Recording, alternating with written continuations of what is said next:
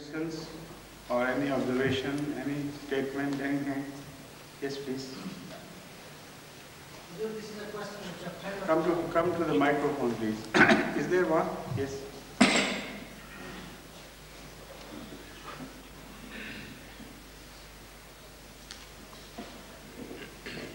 This is a question a friend of mine asked. But it's not working, the microphone. Now it's all right, yes? This is a question which a friend of mine asked. He is a Shia Muslim. He married about 18 years ago to an English girl. He married to an English girl 18 years ago. Shia Muslim. Shia Muslim, that's right. And marriage took place in a registry office. He has been told by his community leaders that he is living in sin.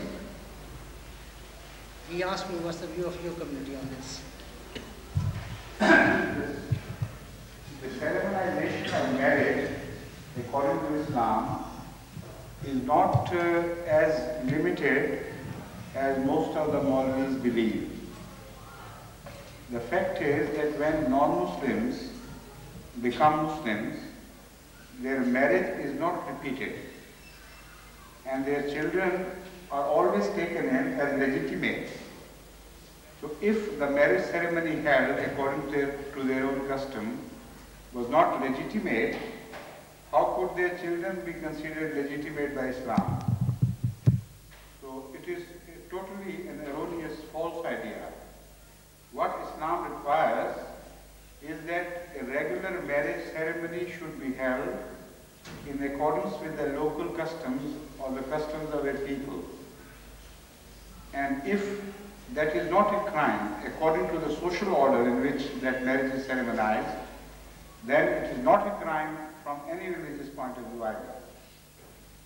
So, but those who are already Muslims and know a better way and a definite form of ceremonialization, if they intentionally ignore it to an inferior system, and knowing that Islam requires this, that is in itself a crime, but of a smaller order which will not affect the fact of marriage, which will remain valid.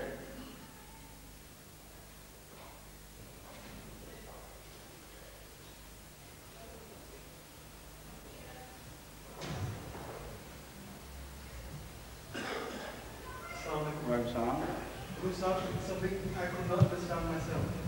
I'd like to ask you. Yes, please. We seem to, in our religion, I get the impression, in our writings, we get the impression that we name the founder of the Ahmadi movement, we call him the Messiah more often, the Mahdi. I would have thought the Mahdi, pointing to the second advent of the Holy Prophet, would be mentioned more often. Is there some wisdom, or is it my own mistake? Seems to me that okay. That Messiah, there are two offices, one Messiah and the other Mahdi, Mahdiviyyat. And out of the two, one with much wider worldwide publication is that of Messiah, not of Mahdi. Because Mahdiviyyat is known only to the Muslims, while Messiahhood is worldwide known, not only to the Christians but also to the Muslims and the Jews. So the three most important nations of the world, which if join hands together will conquer the entire world forever, rule the entire world forever, are Jews, Muslims and Christians. In their own respective way, they are the strongest people on earth. Not if they are warring with each other, but when their might is put together, I mean. So all these three nations believe that Messiah would come. And also they believe that the golden age, that myopic age, which has ever been eluding man, would appear after the advent of Messiah. So because this is the most commonly known phenomena, the coming of Messiah. This is why automatically the Ahmadi literature shifted to the use of Messiah. And also because the Ahmadi knew themselves that there are not two persons. The person is one, and he would be holding two offices. So practically it doesn't make any difference. Mahdiyyat is understood by Messiah, and also you must have heard, and the Ahmadis present this by way of argument to non-Ahmadis, that Hazrat sallallahu alaihi wasallam is known to have said, Lal Mahdiyo illa Isa. Mahdi and Isa are one and the same thing. There won't be any other Mahdi than Isa, or any Isa other than a Mahdi. So all these things make that preference of Messiahhood very insignificant. It doesn't make any difference if you don't mention the name of Mahdi. The name of Mahdi, it is a part of Messiahhood. It's not different.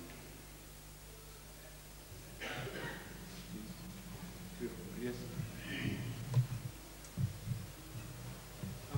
One sound. Messiah has written in book Cristiano that it is in a sort of interrogation. This is a bit shorter than your height. You can lift it a bit further. The microphone, the mouth of the microphone should be tilted upwards.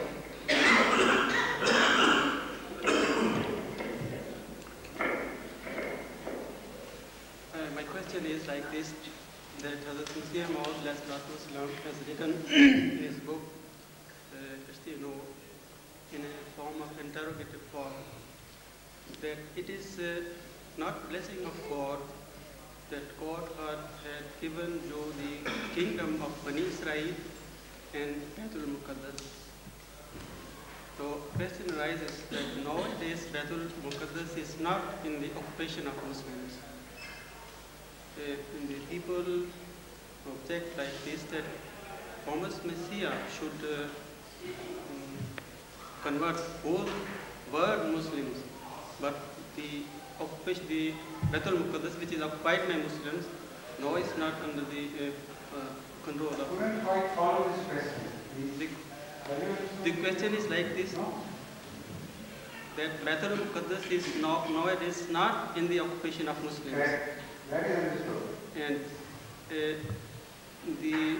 I mean to say that why it has been not in the occupation of Muslims. Why it is not? Yeah. And particularly when Prophet Messiah has spoken that it will be remain in the occupation or in the. Ultimately. That I was. It so happens that for the time being, things and places are usurped by other people. And also it so happens that comparatively, sometimes very little difference is left between the so-called righteous and the so-called unrighteous. If both begin to behave in the same manner, then no preference can be made. So because Allah is all-knowing and is also just, He would not make undue preferences. Sometimes things are left open to a mutual fight. Whichever wins, it's okay, it's one and the same thing, doesn't make any difference. Only Allah takes sides with the weaker when He finds the weaker to be of such high and exceptional quality as that quality has to be guarded against all evil. Now, they are special occasions. So this is why Allah Ta'ala in Holy Quran has said, Innal arda yarisuha ibadiyas salihun. That this piece of land, that is Baitul Muqaddas and the adjoining area, that would be inherited only by the righteous people. So if it is not in the hands of the Muslims, the only inference which could be drawn or should be drawn by the faithful is that they are not righteous. Had they been righteous, Allah could not have forgotten His own promise or eaten up His words. So either the Holy Quran is right or the present day Muslims are right. You know, they stand in exactly dramatically opposed positions. So if this verse is to be believed, the only inference that can be drawn is that the Muslims are not righteous, or Allah would never have forgotten His promise and permitted people other than the Muslims to occupy the land.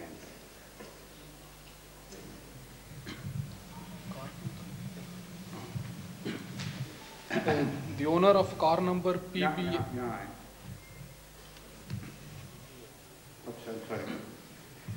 The owner of car number PBL541R is requested to remove his car as it is blocking the way. Owner of car number PBL541R. Please remove this car as it is blocking the doorway of some neighbors.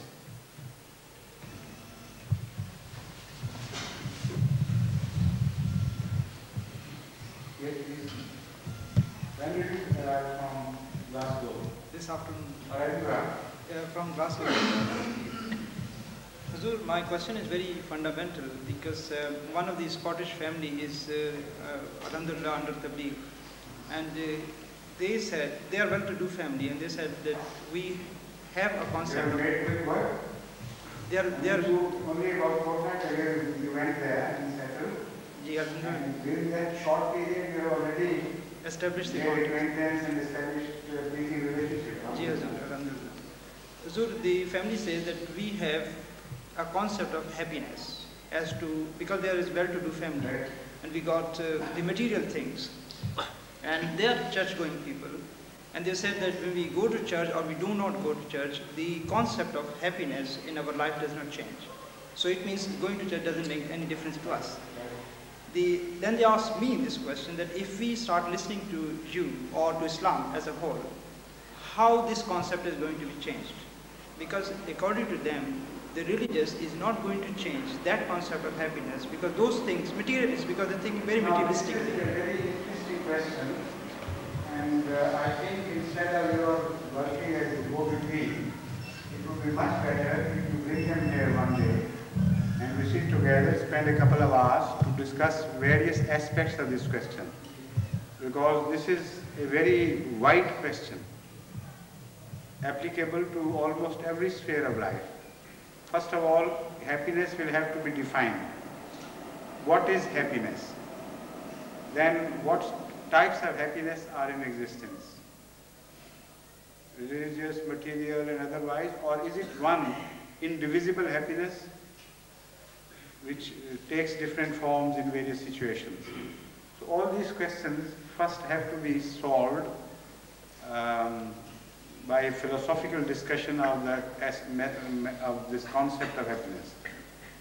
Then things will become very easy. Otherwise, if you don't define happiness and enter this debate, then the confusion will continue and you will not be able to make them understand what you really mean. Right. But as I told you, this cannot be handled in this manner, that I speak to you piecemeal and then you convey, because sometimes they would have questions. Suppose I have told you something about it and it is not what they had in mind. You'll start a few sentences and an unexpected question suddenly would arise, and then you would know that the answer was not sufficient. This is like learning languages and practicing them. Did I tell you about my experience of Chinese? That landed me into a very similar embarrassing situation. You know Usman Chini Sahib, don't you? I once asked him to teach me about 100 odd sentences in Chinese which can be used in everyday life. But he should teach me in such a manner that I should be able to speak it like a Chinese. Perfect pronunciation and intonation and everything. So he worked very hard on me. And we did it like this, that I said, look here, if I go to a Chinese shop, I'll say, hello, ne hao ma, and what would be his answer, and then what would be my second question or his question. So we visualize things. And then, fully armed with his Chinese, I walked into a Chinese restaurant in Pindi. And in the same manner as he had taught me, I said, "Ne hao ma." So that impressed him so much that he believed that I knew Chinese perfectly well. So he started speaking Chinese, like a frontier male. And none of the sentence which I had remembered was used by him. So I started telling him in English, I don't know, but he went on and on. So this is how sometimes one faces such a situation. Such conversations should be held directly. I prefer that.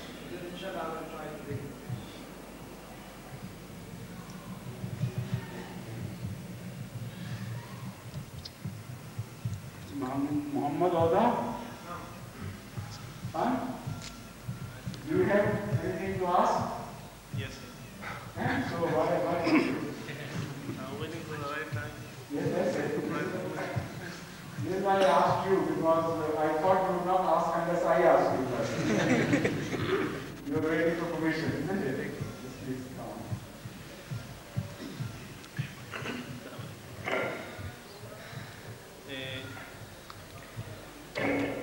1982 in month August, when we met in Frankfurt. It was very much interesting for myself, and according to my knowledge at that time, something about mathematics and about the doppling, the mathematics of doppling, which Allah teach us for the creation. I couldn't catch the word mathematics of what? The mathematics of the doubling. Doubling. For example, one. If you Multiply. The one I taught you there. Yes, The one I mentioned in the mosque. yes, sir. Are you referring to that? Yes, sir. Correct. Now, it was so much for me inside me that I did not. I have some knowledge on mathematics. I've studied some time about it, and I made such a research, small research, and my question is actually, if there is a formula which we can say through this Allah has created the creation The whole life and everything. through the mathematics of the doubling. Yes. Because if there is, then I might I understand your question. yes. Please sit down. By mathematics of doubling, this young brother Muhammad Oda means that once during 1982 visit to Frankfurt, I explained to the young men present that you cannot become victorious unless you follow the ways of nature and the reproductive system of nature. And that system is not like a missionary system that out of a community of 500 or 1,000, just one missionary is expected to produce, or like the honey bee comb system, where just one queen is reproductive and the rest are laboring and working to support the queen. The system observed in nature is very different. It began with doubling. When you study the form of early life, you come to realize that the odds against life were so great that if every cell was not capable of doubling, life simply could not have survived those great odds. So to begin with, the early life followed this system of doubling. Each cell doubled and redoubled and redoubled, with the result that in a matter of hours, some bacteria made colonies for which there is no known number to count in any human language. I mean, they swell to such size and number that no human language can cover that number, because each cell multiplied. So that is what he is referring to by saying mathematics of doubling. I said in preaching, it is highly important that we follow the ways of nature, and instead of depending upon a few missionaries or just a few very forward people, if each Ahmadi learns how to double at least once in a year, then that victory, which appears to be far, far beyond your reach and is in fact receding from you at a faster pace than you are walking or running towards it.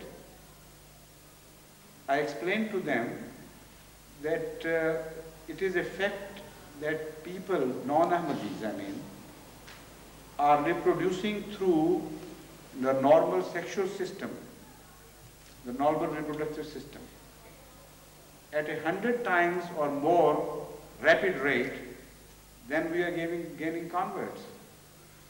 So how could you ever dream of capturing the entire world for the sake of Islam unless you rectify your ways and begin to imitate nature, nature of Allah, and the nature which was imitated by every prophet. And during the early time of prophethood, this was the phenomena which was responsible for great revolutionary changes and none other. This is what I tried to impress upon them, and also I quoted an example to make them remember this. It's a very interesting example. It is said that the person who invented chess, the king of China, it is said that he was a Chinese and it was the emperor of China to whom it was presented, but whatever the details be, they are neither here nor there. The conversation which passed between them, that is important. The emperor was so pleased that he asked the inventor of chess to name his prize, and it would be for the asking. So he said, "O emperor, the prize is very big. I hope you will not mind if I ask that prize." He said, "No, name anything. My empire is far too big for you to defeat me." So he said, "Take one piece of rice, one seed of rice, put it in the first check. What do you call khana? First khana?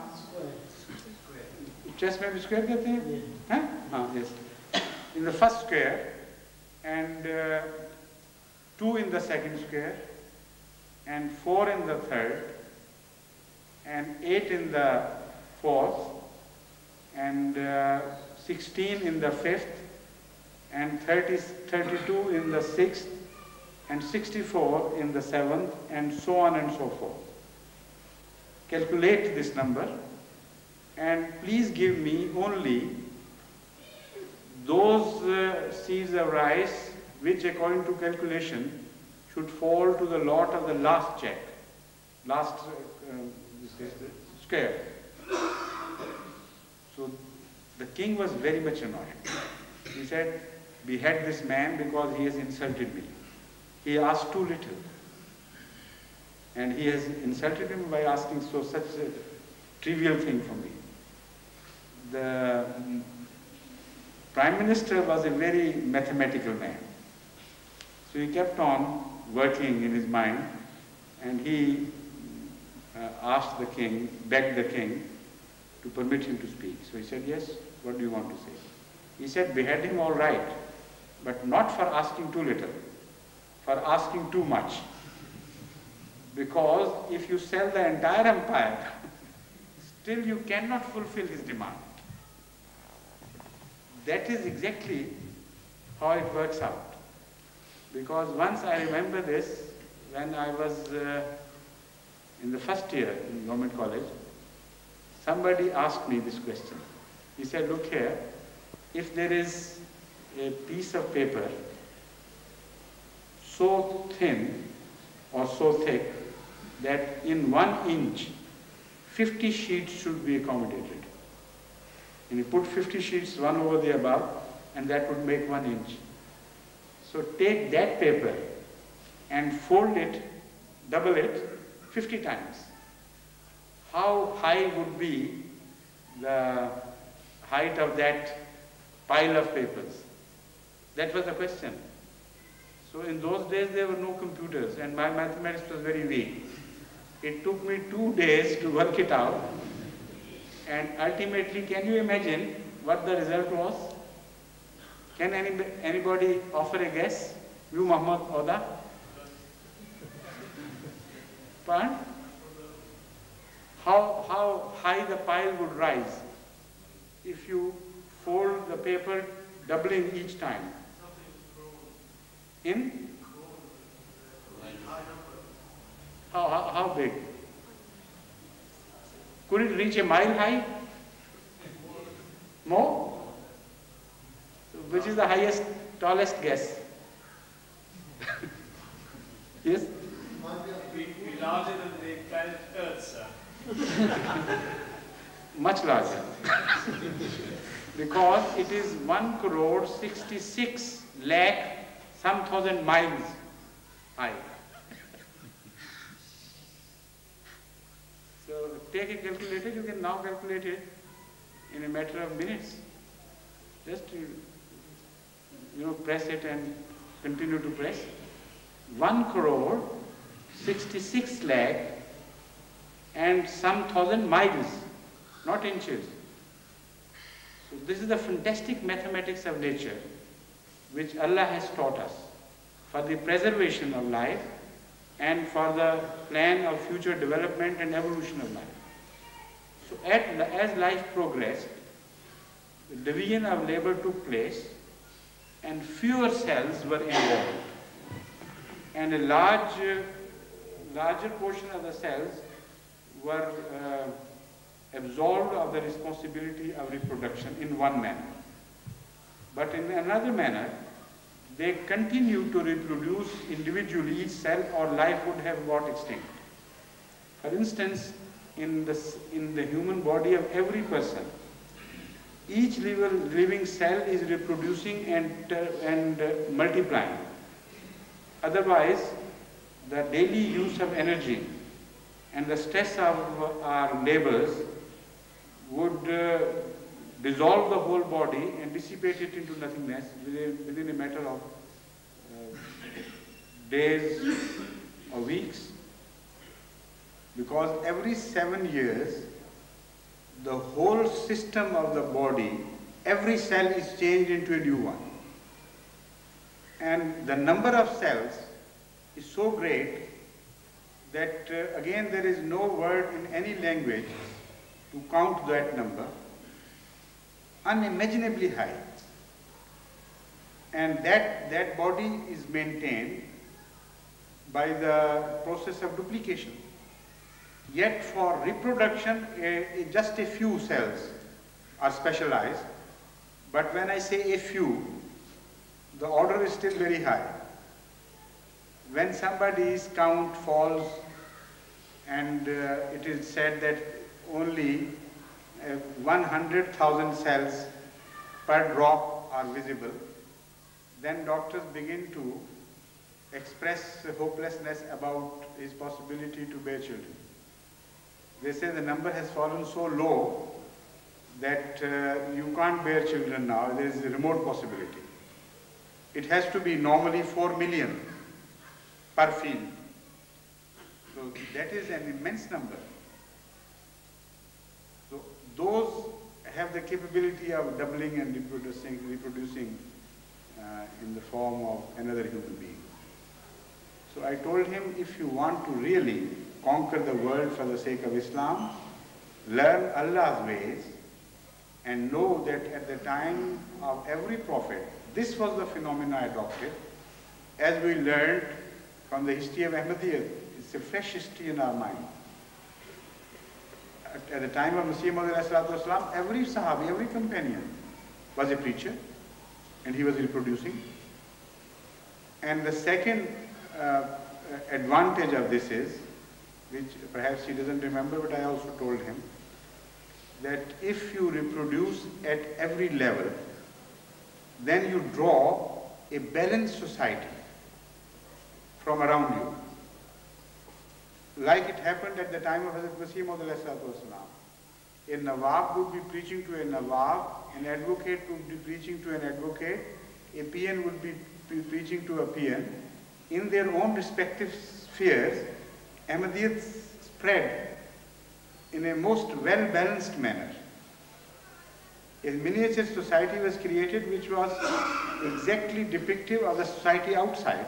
It was miniature, but in proportions. It was reflective of what was around.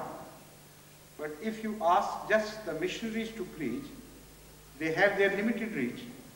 And every missionary has his own reach. Some can fly high, some can fly low, and they can't change that platform of their approach because they are made like it. So then you will be very limited in your approach. So whichever way you look at it, you should be fully prepared for a large-scale contact with the non-Muslim world. A very large contact is to be made now. We have already lost so much time.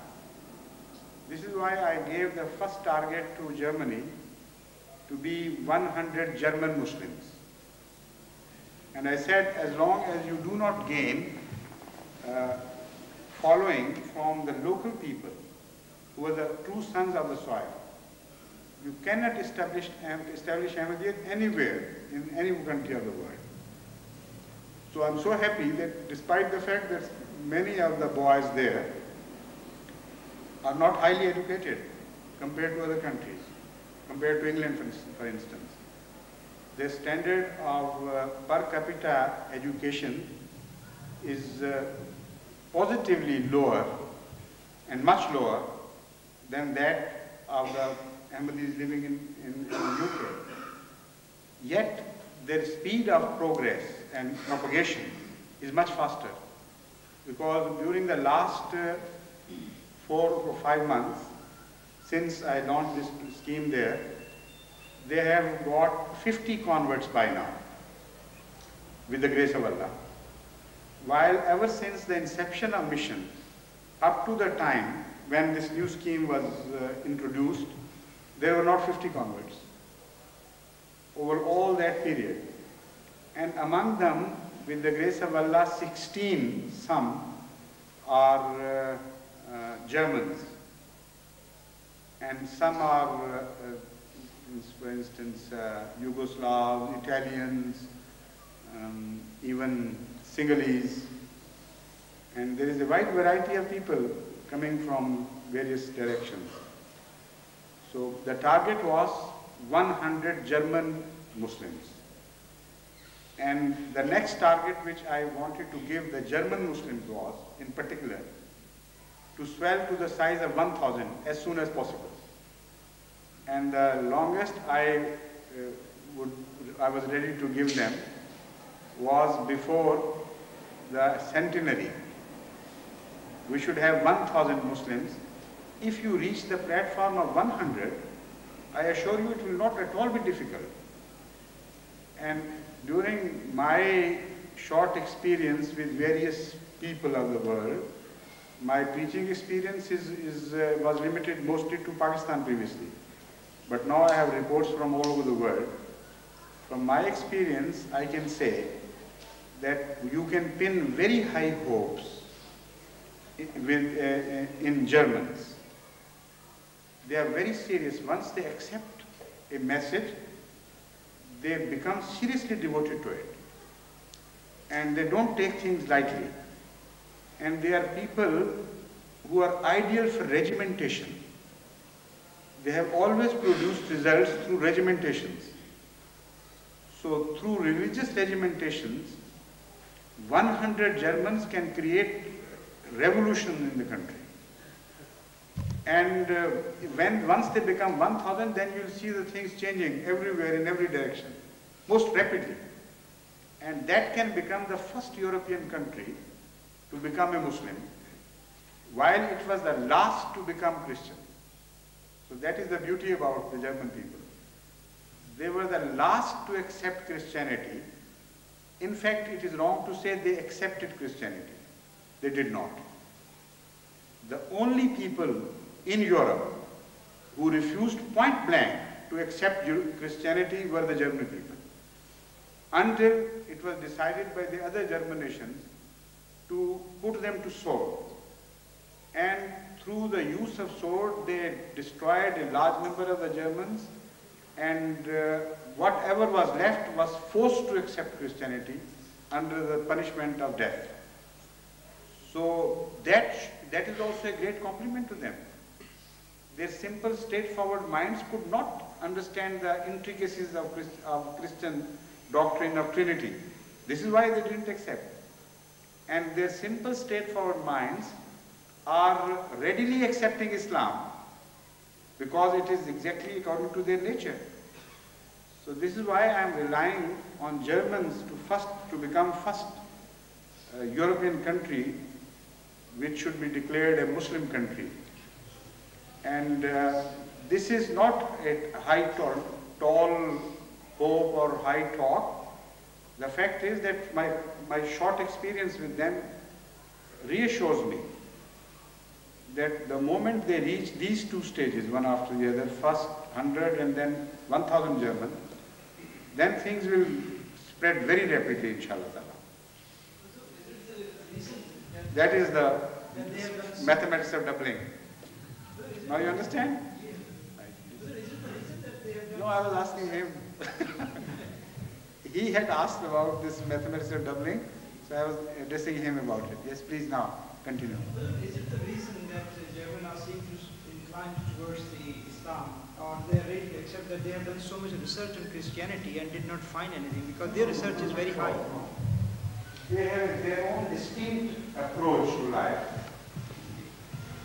They are not like other ordinary people of Europe. In fact, every European country has its own stamp and style of character. So the French are different, the Germans are different, the British are different. They have their own respective good qualities. I am not denying the other European countries the right to be praised. They should be praised in their own respective qualities of excellence. But for Islam, I think the Germans are by far the best. And if there are others who think they are best, they should come forward, like Mr. Bashir Orchard, and he should try to prove me wrong in this respect by establishing a faster moving community in England. In this respect, I will not be offended if anybody proves me wrong.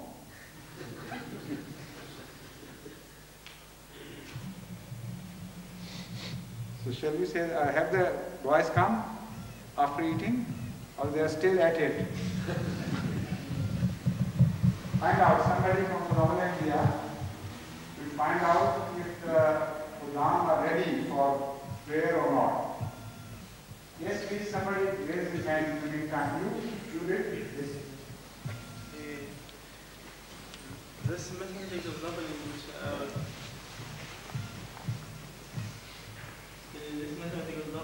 I was thinking about the creation of... They're regularly coined this term now.